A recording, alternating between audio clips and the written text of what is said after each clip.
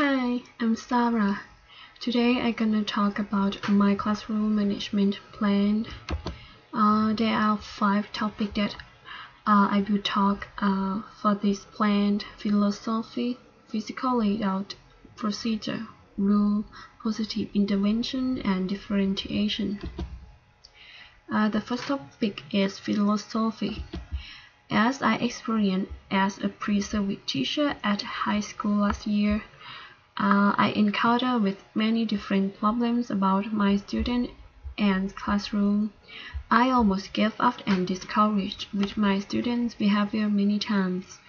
When I was teaching, they didn't listen to me and also made a loud noise, so I often had to shout out to stop their conversation.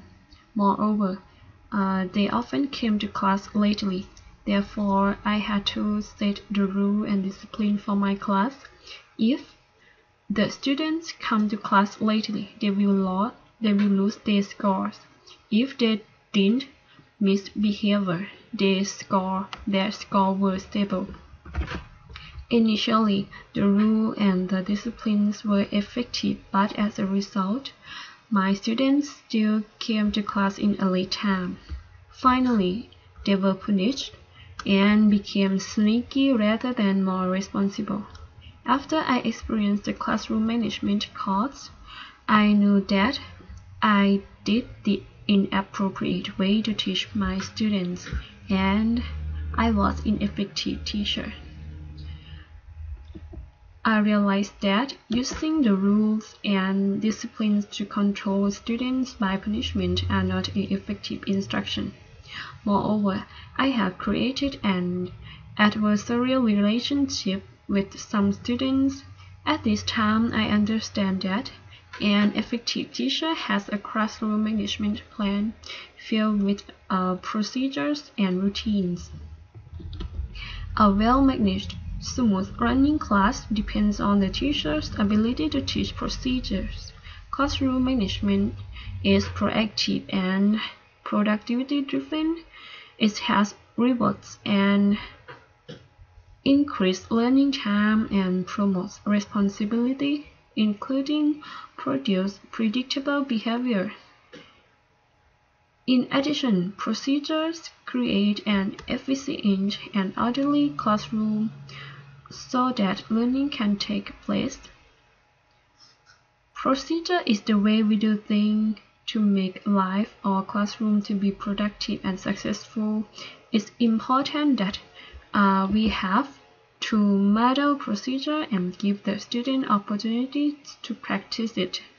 In classroom, students' content, language, and metacognitive needs vary, so differentiation of instruction is recommended for different needs, especially for struggling learners.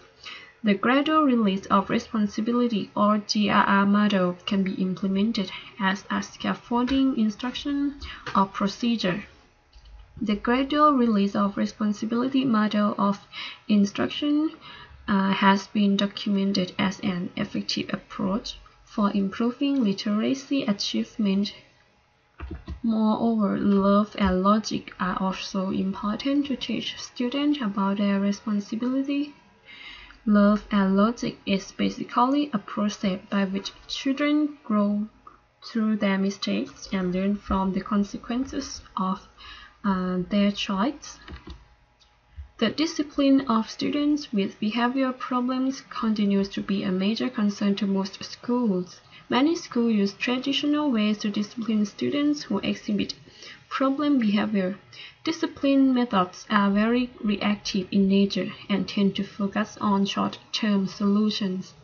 Positive behavior interventions and supports, or PBIS, is a proactive approach to establishing the behavioral supports and social culture and needed for our school in a school to achieve social, emotional, and academic success. Although high school students begin to be adults, but I think it's necessary that they have to learn the consequences when they make mistakes. Also, classroom management and procedure create consistency through to process the achievement. Consistency in a classroom is created when there is a repetition of actions and task procedures. Consistency allows students to know what to expect and how to perform the classroom procedure. The effective teachers produce results from a classroom so that they are model of consistency. Moreover, it is very important to examine the general conduct of the teacher. The teacher's attitude, educational pedagogy, planning, preparation, and conduct are going to affect how students respond in the classroom. It is essential that students perceive teachers as confident, in charge, and fair. For this to happen, teachers must establish themselves as appropriate authority figure and role model. For my physical layout, effective communication in the classroom is essential to the classroom of both student and teacher. The kind of communication as well as the amount of the communication that occurs in the classroom has been thought to be partially a function of the seating arrangement of students. Seating arrangements are very important for classroom interaction, atmosphere, and behavior. Generally, there are three common seating arrangements in classroom, such as traditional, horseshoe, and modular. There are about 30 students in my classroom. My expectation is that I would like to use modular type to create cooperating learning for my class and use many activities such as exercises, presentations, discussions, or games as e-learning. So I think modular is a suitable type of seating arrangement for my ideal classroom. Modular seating is when teacher places the student either in groups or pairs to promote cooperating teaching. This concept is very simple as the students usually work as a group to do some work or assignment. This seating arrangement can be implemented in small and large classes. The benefit of this arrangement is that teachers can have students work in pairs or larger groups. In addition, each group can be assigned a higher level student who can help instruct lower level students during activities or projects. If the teacher cannot be with every group, a high level student in each group can be more beneficial for the class. Therefore, the teacher just has to oversee the groups. Moreover, this is kept secret for the students who feel inferior to other students. This can be beneficial to shy students or students who wish not to talk in a large group. Also, the smaller group allows students an opportunity to generate beliefs, receive feedback, and practice voicing their thoughts before presenting to the whole class. Another benefit is the teacher can move among the students to observe or assess work. The atmosphere in the classroom provides safety for students via the groups they are within. This allows students to be free to make more mistakes, venture to unknown concepts, and even receive help from others are more knowledgeable without the feeling of the shame. It is an atmosphere that can create opportunities for self-learning. So, behavior can be an issue with modular seating. Students with behavioral problems may feel protected from the small group expectation and believe that they can hide their actions from the larger group easily. A strategy for controlling students with behavioral problems is to sit them in the center of the room. Depending on the size of the room and the number of groups, it is best to place the student near the middle where the teacher's attention is mostly focused. Don't place student on the left or right in the front because this is the most overlooked place by teachers. So students feel that they are in the visual field of the teacher at all times. For younger students, boys are normally more active and cause more problems than girls. Having the students sit beside the opposite gender will usually control most problems. In addition to seating arrangement, classroom resources also play an important role to be an effective classroom. Normally, science classroom has several materials such as microscopes, model organisms, balances, rulers, charts, posters, crayon markers, books, etc. The classroom resources are used to enrich the class and support learning experiences. Moreover, classroom resources are supplementary tools to engage students and keep learning activity in the effective workflow. From this figure, show about my ideal classroom resources arrangement for science classroom. The teacher table is placed in front of the left corner of the classroom so that teacher can oversee throughout all students.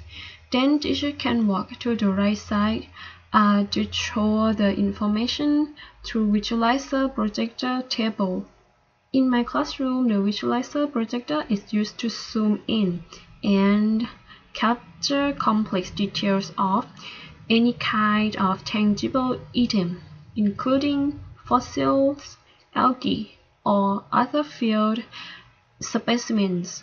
When students came to my class, they can put their homework on the shelves, which are left hand. The shelves are separated for different groups of students. These shelves are placed near the teacher's table because it is easier for teacher to take and check the student work. Moreover, I set a circle table behind the classroom and it is left so that student can learn over time or teacher and student can make a special discussion after class. There are shelves for all classroom supplies. They are arranged at the right and back of the class, including the sharpener is set around here. So students can walk through the class and take the required supplies or sharp their pencil. Furthermore, the bookshelf is behind the classroom and near the circle table. Therefore, students can take books to their table if they want more information, or they can use the book and sit around the circle table to study over time. The laboratory cupboard is placed at the left corner behind the classroom. I think it is the position to save the laboratory tools and keep away from students. Also, teacher can prepare the laboratory tools from the cupboard and set them on the laboratory counter, which is back of the room. Then students can walk behind the room to do their lab.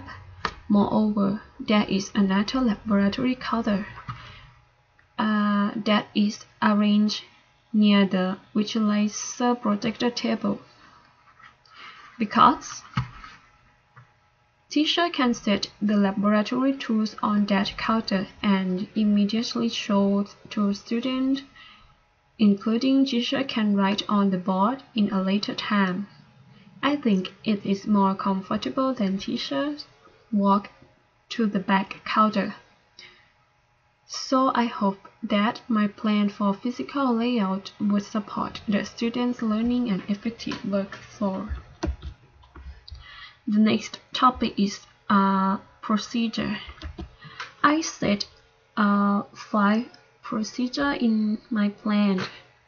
The first is a start of class routine. A routine is a process or action that is done automatically with no prompting. A morning routine is what students do on their own to prepare for class to start. Start each class or day with a routine in place so that learning can begin the first minute of the school day. The students begin the class on their own by doing their routine. So I will show you about the example of the entering the classroom or start of class routine.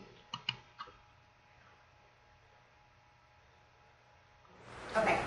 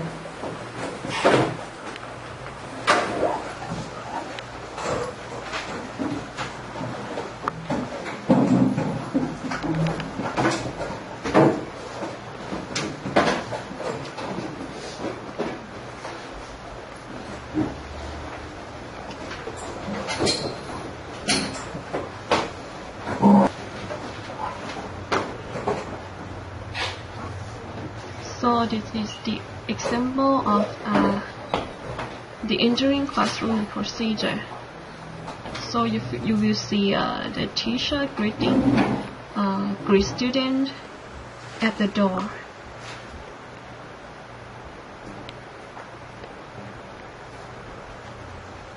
Okay, I will stop here and back to the next procedure. This is the example of the procedure of start of class routine. The second procedure is getting student attention. During the class period, students can lose attention from surrounding environment, such as a result, the bustling situation can be happen. A consistent method of getting student attention minimizes classroom confusion and brings a loud noise level down quickly. And I will show you the example of getting student attention.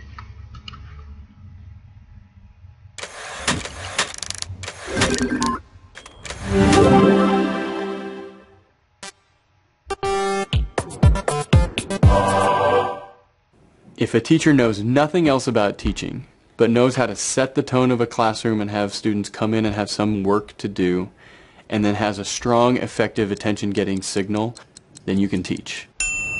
Can I have your attention, please, in 5, He used one 4, spot. 3, 2, 1. Hands free.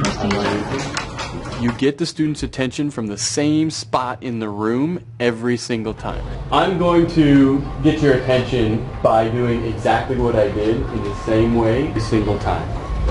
I will stand in this spot. Make that spot the place where you get their attention and the place where you give direction. And then don't teach from that spot, don't talk to people from that spot, don't explain homework from that spot, unless you got their attention from that spot. Can I have your attention, please, in 5.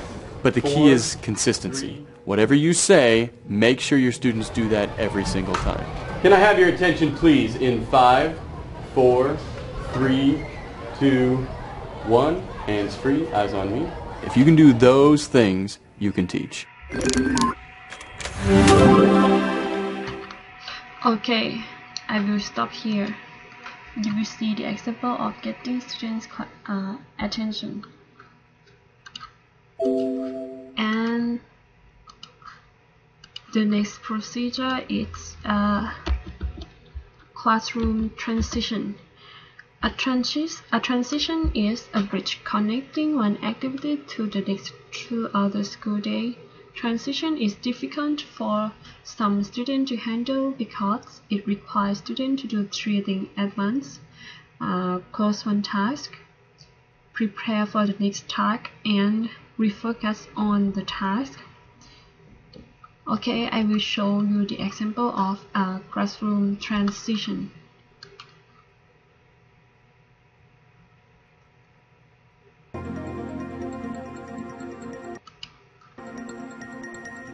Transitions, grades K through 5. Transitions are those times when students move from one task to another or from one activity to another.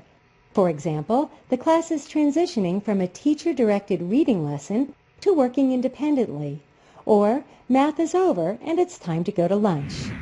Transitions can be problematic because students often see them as a time to misbehave. But it doesn't have to be that way if you make your expectations for each transition clear with the help of CHAMPS. Ladies and gentlemen, may I have your attention, please? Thank you very much. I have 100% participation within 5 seconds. Hands down, eyes on me. We are getting out a book. We are changing over to reading. So I would like no voice level. We are on a 0. If you need help, I need you to raise your hand. I am going to tell you and write on the board the book and the page number. Within 10 seconds, I expect all students to have the book on the proper page and be waiting quietly. Remember, we are on a 0. There will be no movement. The only thing you need to do is reach under and grab your reading book. As soon as instruction is given, you will open your book quickly and quietly and wait for further directions. The last step is the attention signal will be used when we need it. At this point in time, will you please open your reading book to page 90? Let's watch again. This time the students will be lining up. We are transitioning now. Here are my expectations for you. Your conversation level lining up and in the hallways is always on a 0. That means you are silent. If you need help at any point in time, I'd like you to raise your hands. Our activity is that you will be standing up and walking quickly and quietly to our line. I would like you to line up with 1 tile space between you and the person in front of you. I can tell that you're participating because you will stand, walk quickly and quietly to the single file line. When we enter the hallway, I want you walking on the line, facing forward. Notice how specific the teacher is being with his expectations. This helps ensure that he gets the desired behavior. Okay, we are going to prepare to line up now. Row 3. Will you please stand and walk quietly to the door? Students in their seats, I like the way that they're walking quietly. They're lining up with 1 tile space between them. Row 2, will you please stand and do exactly as row 3 just did?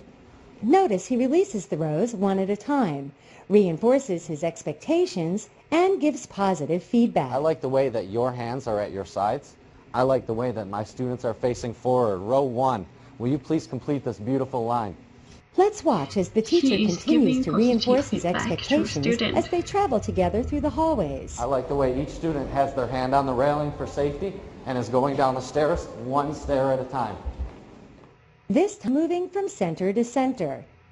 Your conversation level when we are at centers and moving from center to center is at a 0. That means I should not hear a sound. If you need help while you're moving from center to center, I expect you to raise your hand. Thank you for that excellent example in the back. I know you're paying attention. Your activity is that you will listen for bell sounds to tell you what to do. If you hear 1 bell sound, I would like your undivided attention on me. When you hear 2 bell sounds, you will clean up your activity and move to the next center. When you hear 3 bell sounds, I would like you to clean up your activity and return to your seats. You will be moving during this activity when you hear the correct bell dings. I will know that you are participating when I see you moving quickly and quietly to each center. But I think in this instance, the attention signal is the bell. Okay. Ladies and gentlemen, now we are preparing to go to centers. Row 1, will you please stand and go to the Technology Center? Notice that they're doing so quickly and quietly. Row 2, please stand. Science Center. Compliments to each group for moving quickly and quietly. I can tell that you are participating because you're getting right down to work. You'll notice that his expectations for different transitions vary depending on the activity, and that he has clearly communicated these expectations to the class. The higher structure your class, the more tightly you'll format your transitions. Either way, it is not as important how the expectations are conveyed, but that they are conveyed. Communicating your expectations for transitions clearly will help you manage them most effectively and leave more time for learning.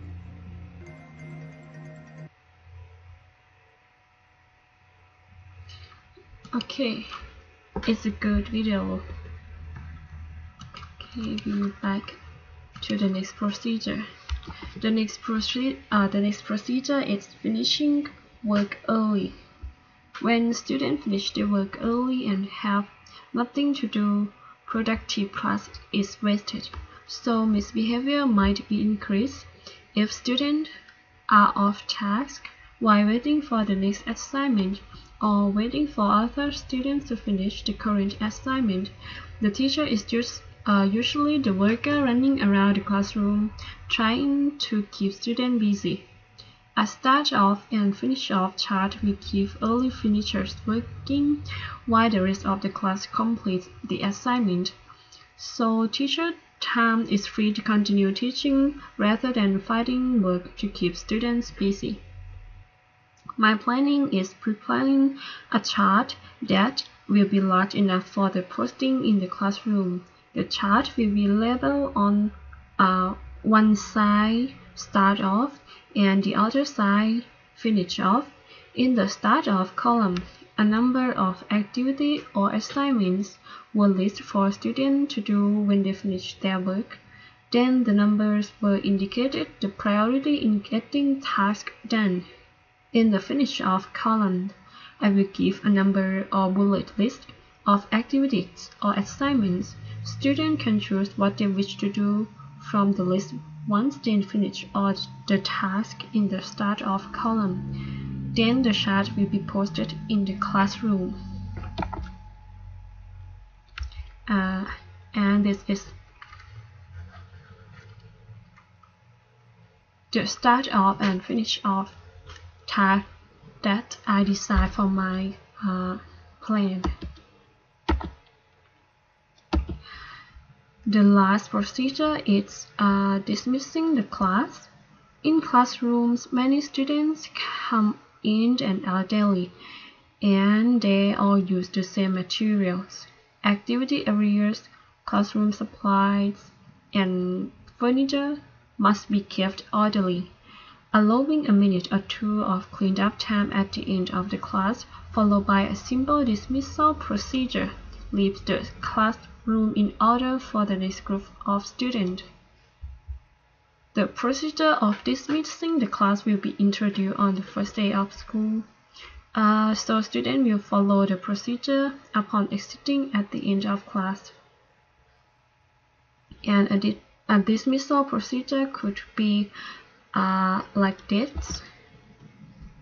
This is my plan for this procedure.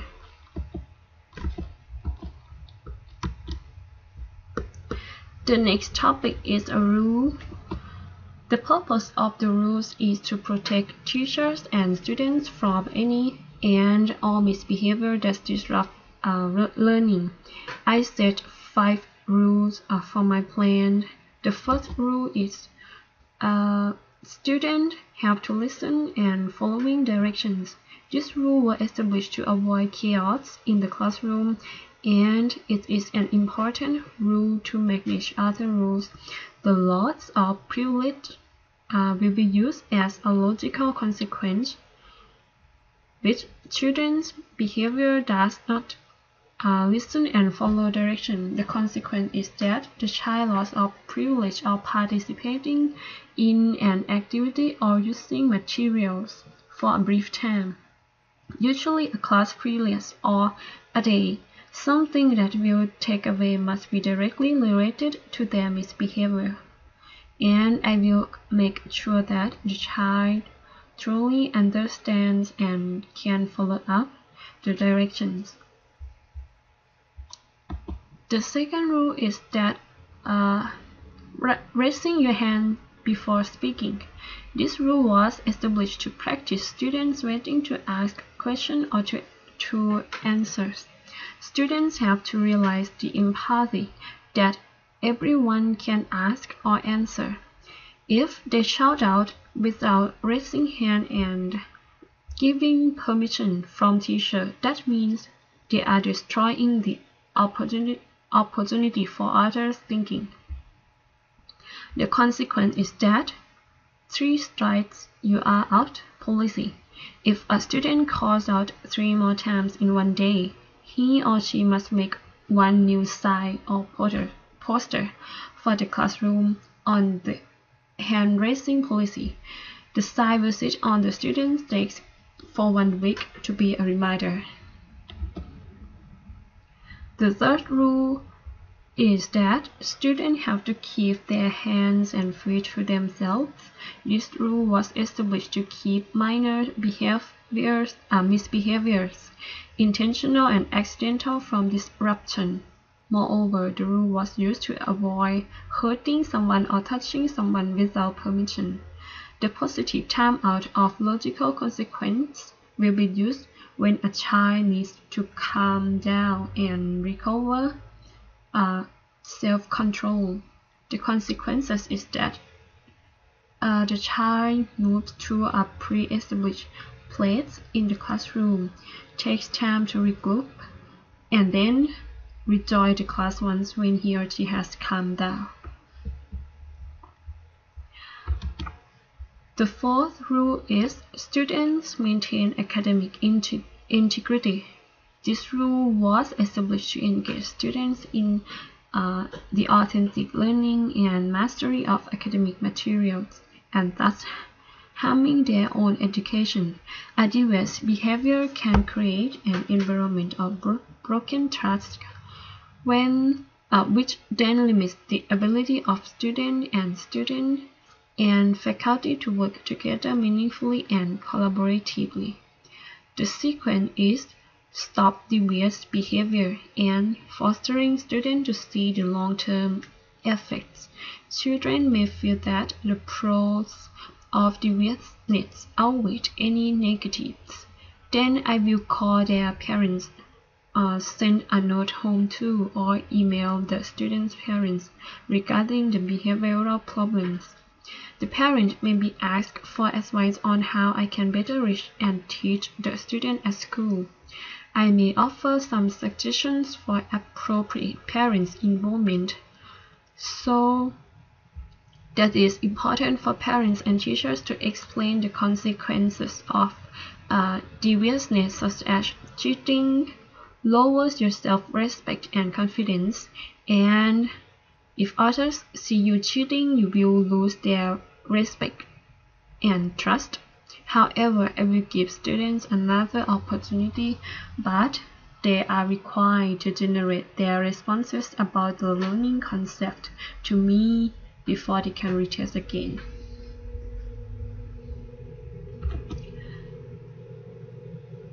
The fifth rule is students have to keep workstation clean. The logical consequence of you break it, you fix it is used in these situations when something has been broken or a mess has been made, whether accidentally or intentionally.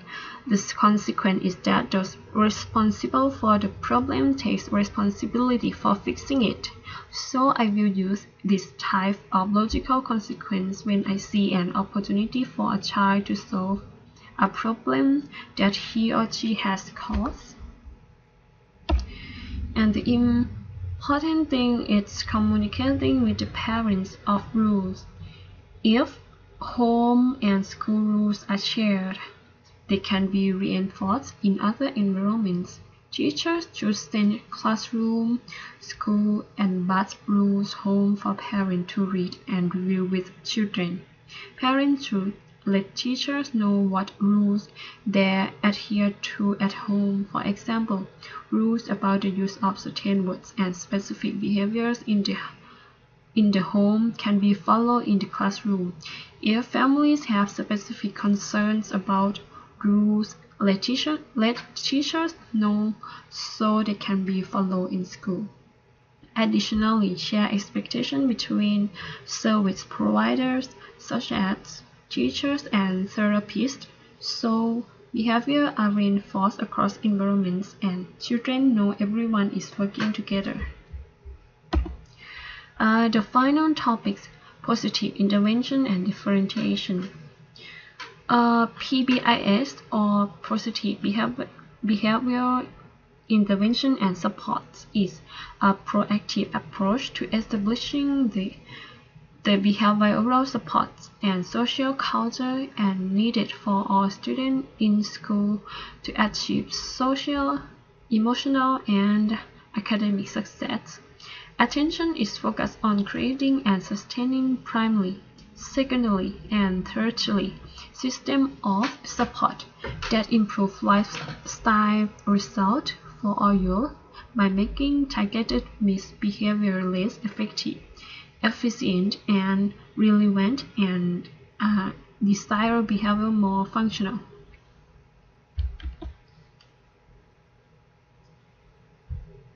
The following diagram illustrates the multi-level approach offered to all students in the school. This group depictions represent system of support, not children. A three-tier prevention logic requires that all students receive support at the universal or primary tier. If the behavior of some students is not responsive, more intensive behavioral supports are provided in the form of a group contingency or a highly individualized plan.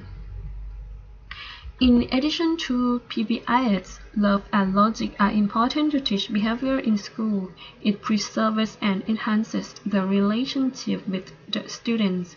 Teachers are able to spend more time teaching and less time disciplining. Kids feel cared about and know what if they cause problems. They will be asked to solve it, and they learn that they are capable. It sets the stage for our students to grow into responsible and caring adults. It creates less stress and work for staff members. In the process, we become a consistent, reliable, caring school and staff with high expectations and students who can meet those expectations. And I have some positive intervention that I think I might use in my classroom. Increase reinforcement quality of classroom. This positive intervention has been used with procedures. If a student is acting out to be ejected from a classroom, it may be that student does not find the classroom procedure or rule to be very rewarding. So I will make the classroom environment by posting procedure guidelines such as bulletin board display, preview rules, or behavioral expectation. This positive intervention has been used with rules. Some students misbehave because they are impulsive and don't always think through the consequences of their misbehavior before they act. The student can benefit from having the teacher briefly review rules and behavioral expectations just before the student go into a potentially challenging situation or setting. Therefore, I will set the classroom reward systems so that students can strengthen the rules preview by reminding students that the class can win points for good behavior. Loss of privileges. This positive intervention has been used with rules. For me, it's following the direction and keep workstation clean. The child is informed in advance that he or she can access a series of privileges, such as access to the games, play the opportunity to have 5 minutes of free time, something like that, if his or her behavior remains appropriate. I will instruct the student about what kind of intensity of problem behavior may result in the loss of privileges and for how long. After this introductory phase, privileges will be withdrawn as agreed upon whenever the student misbehaves. Price. This positive intervention has been used with procedures and rules. When the student engages in a positive behavior, such as following the direction that I have selected to increase, I will praise the student for the behavior along with positive comments such as "Good job." The prize statement should give specific about the behavior the child demonstrated that is being singled out for prize. And the final, private approach to student. This positive intervention has been used with rule. Maintain academic integrity. I will quietly approach the student, point out the problem behavior and how it is interfering with classwork or interrupting instruction. Also, I will remind the student of the academic task in which he or she should be engaged. The student is given an opportunity to explain his or her actions. The student is offered the choice to improve behavior or accept a negative consequence. So, privately approaching a student can help him or her to save face and reduce the likelihood that the student will become defensive or defiant. And I have some plan for differentiation for a student, for a special needs student. To give students a caring atmosphere, love and logic will be used to address students because it preserves and enhances the relationship with the student while maintaining a disciplined environment. And for the students who have the difficulty about reading, I might use a picture or poster to illustrate the procedure. For ADHD students, I will provide as much as positive attention and recognition as possible. And for English language learners, I might use the clip video or pictures to illustrate students or use the sample language level to make easier understanding.